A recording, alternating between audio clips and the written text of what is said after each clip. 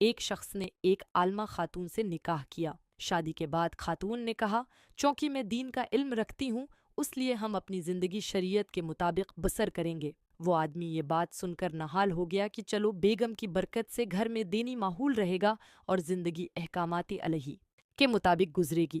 لیکن چند ہی دن گزرے تھے کہ بیوی نے اپنا مطالبہ سامنے رکھ دیا۔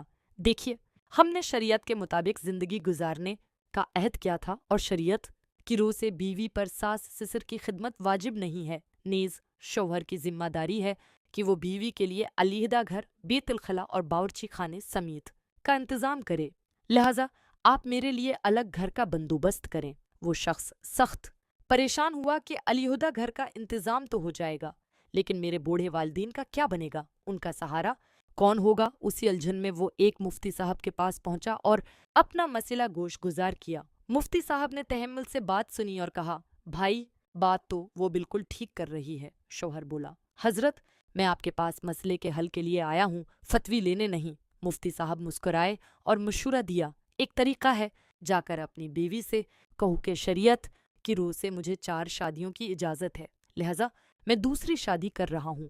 وہ بیوی میرے والدین کے ساتھ رہے گی اور ان کی خدمت بھی کرے گی، جبکہ تمہارے لیے میں الگ گھر لے دیتا ہوں، تم سکون سے وہاں رہو۔ جب شوہر نے بیوی یہ کہا تو بیوی یہ سن کر سٹ پٹا گئی اور فوراً پینترا بدلتے ہوئے بولی، ارے چھوڑیے دوسری شادی کو، میں یہیں رہوں گی۔